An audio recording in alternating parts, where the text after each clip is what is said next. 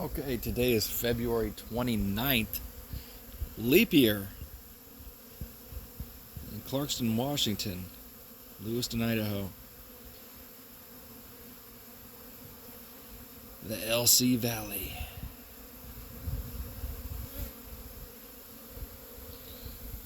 Out here with my coffee. Advice from a moose. What is the advice from a moose? It is spend time in the woods, eat plenty of greens, hold your head up high, stay on track, keep your nose clean. It's okay to be a little wild. Glacier National Park. Oh, that's nice. Nope. Lots of activity today. So what does it look like is going on here today? It looks like what's going on today is I see a lot of bees and they're just going like this right in front of the hives. And what that means is they're doing orientation flights. And so those are new bees. I was not newbies, freebies. I was out here February 2nd and I noticed, one second. So I was out here February 2nd and I busted into one of the colonies and I saw that the queen had started laying eggs. There was nothing that hatched and she had just started laying, but you know there was hundreds and hundreds of eggs that she had been laying over the last probably day or two, probably 2 days. Because on the third they go ahead and hatch out into larvae and start getting fed. But oh, there comes the sun. Da da da da. Here comes the sun, and I said, it's all right. Da da da da da da. How you doing, Peachy Poo Poo? And there's a bee on my phone. I wish you could see it. It looks so cool. Man, that looks neat. Here comes my dog. Doo doo doo doo. Here comes my dog, and I said, it's all right. Are you a beekeeper? Peachy Poo Poo, you a beekeeper? No? Okay. But anyways, yeah, there was the silver maples were starting to, they had just started to bloom and throw off pollen, and so the bees were getting pollen like crazy. I can tell these are all very young bees. They're full of, they got a bunch of hairs on them and everything. The die-off of the old bees happened here about 2 weeks ago. It started pretty good. I could tell there was a bunch of bees with old bees coming out and dying, and these kind of want to grab one just to show you what a new bee looks like. A lot of times they're a lot smaller. They're not, they got full of hair. They're furry. But anyways, being that there's a lot of these bees that are doing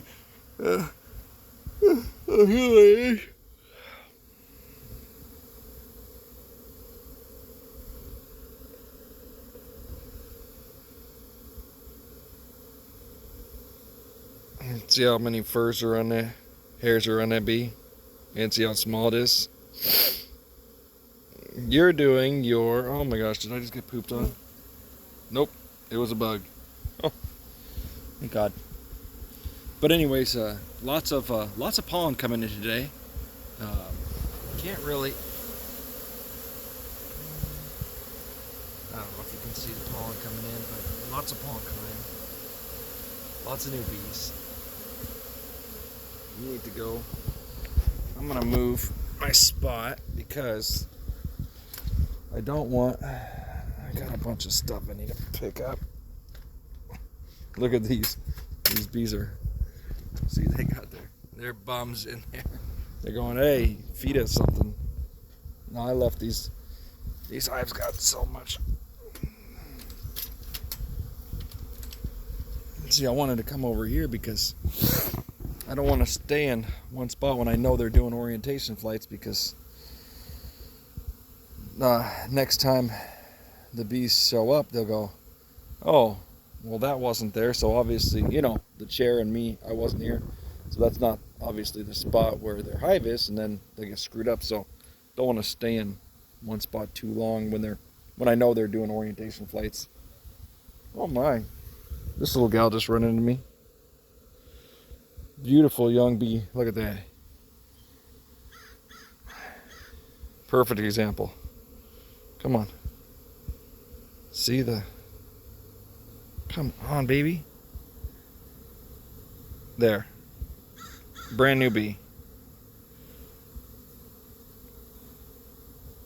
Yeah. Oh, I love the smell. If you could smell this. The smell of, half a dozen healthy colonies. I mean, oh man, it smells good. Oh, anyways, I did this little thing. I'll do it today. It looks like it's going to be a nice day. So in the winter, it's real mild around here. Anyways, I've got these stakes. And this is a very interesting little test somebody could do. Actually, I'll do it today and show you. So, to see which colony is producing the most propolis, bee glue, what a person can do is go ahead and put these little stakes right in, right in there. And at the end of the day, come back and see which one produced the most bee glue. So let's do that with new stakes today. That's a good experiment. Hey, we're experimenting. That's the thing I love about beekeeping is,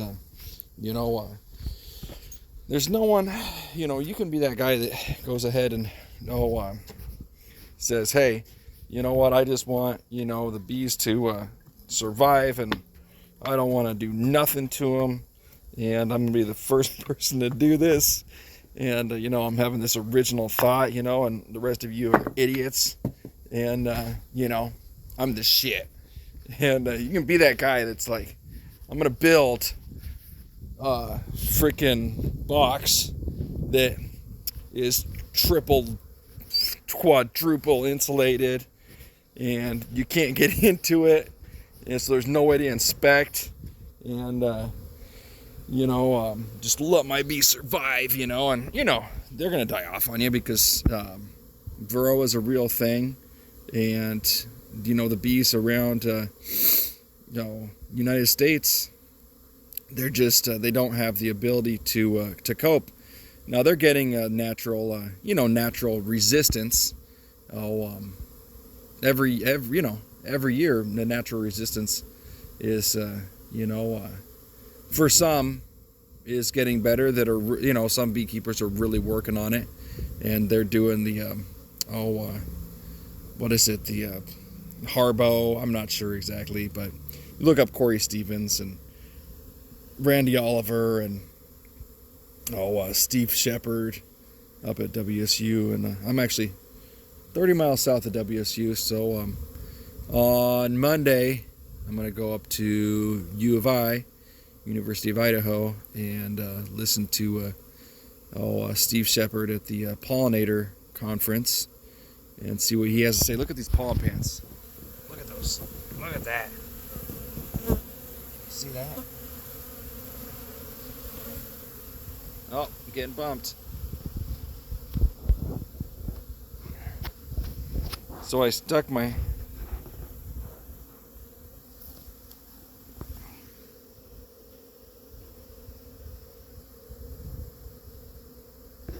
There's always one.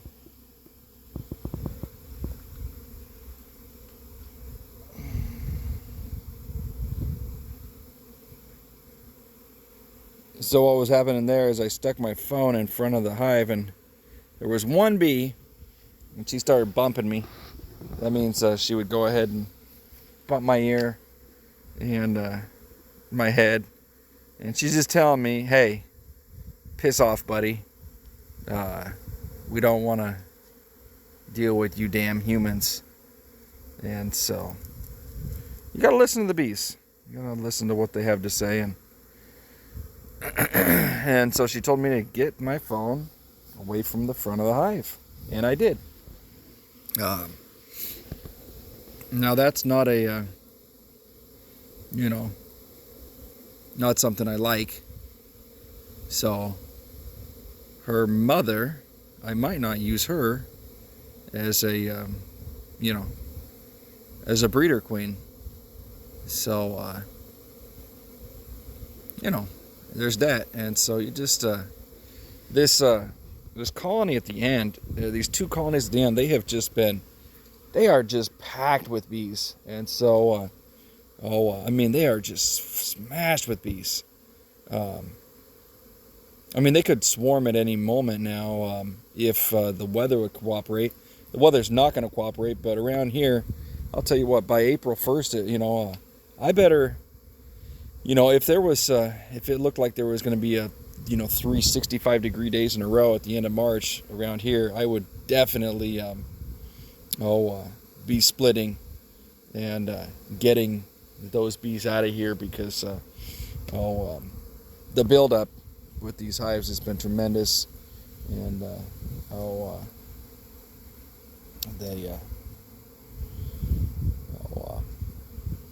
they're going to be needing to be split. Oh, they need to be split like crazy. So, anyways,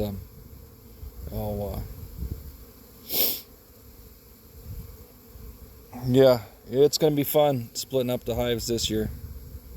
Lots of hives, lots of splitting. I've got 9, as far as I know, coming out of winter.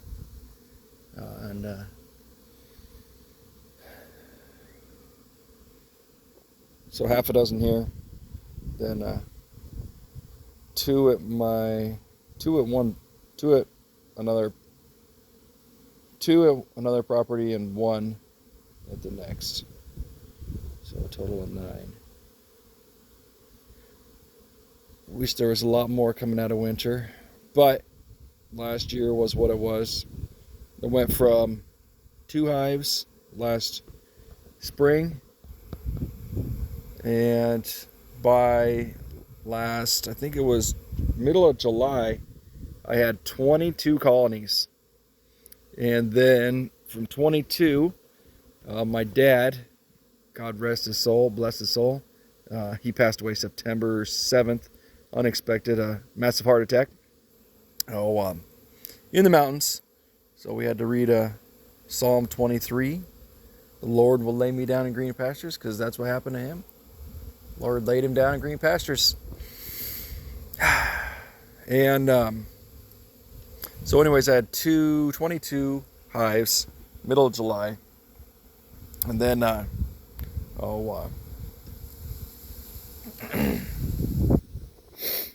and then he dusted his cattle. He was a cowboy. And he dusted his cattle, and that got 7 of my colonies. So went from 22 to 15 in one day, and it was amazing. I think I've got some videos on YouTube of the because when I didn't know what it was, but it was that perithrium fly dust, and he dusted his cattle about 50 yards, about was it a half a dozen cattle or something, bulls, or I don't know what it was, about 50 yards, less than 50 yards, like 30 or 100 feet, 30 yards from my 7 colonies, and it was downwind. So anyways, that made it worse. They just went right to them and just killed off all the colonies. It was shocking. Never believed anything like that until it happened. And so I know that, like, these 6 colonies, if they were, something happened, could kill them all immediately. But anyways, he went ahead. So they're from 22 down to 15 in one fell swoop. Then I had a dink going into winter, and I knew it was gonna, knew it wasn't gonna make it. It just it hadn't had enough time to build up, and or the queen wasn't laying. It wasn't enough bees. Who knows? But I had a dink. If you don't know what a dink is a cluster like size of your fist or size of a softball. That it's just not enough bees in a colony to go to make it. And And they starve out. They can have honey like right next to them, a quarter inch away or whatever. They just not enough bees. You got to have good sized colonies to make it over winter. Go ahead and look up. Who to look up?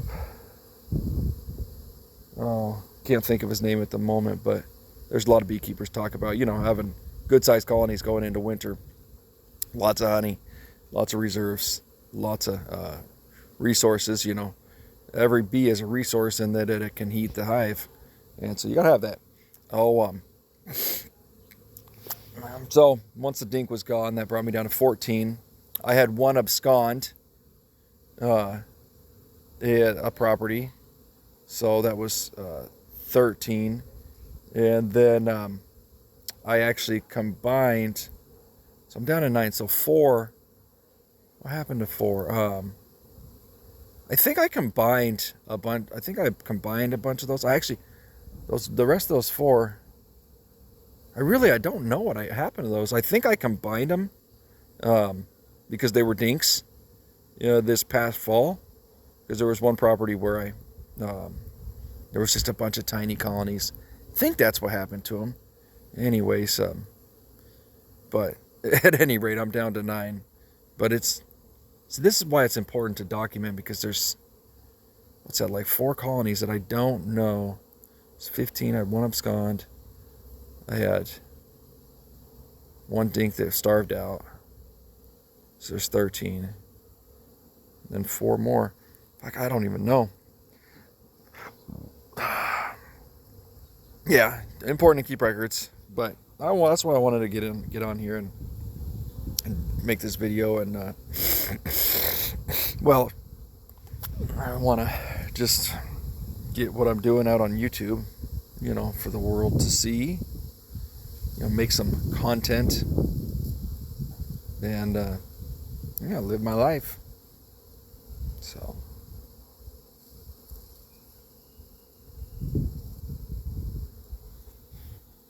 that's all. Have a blessed day.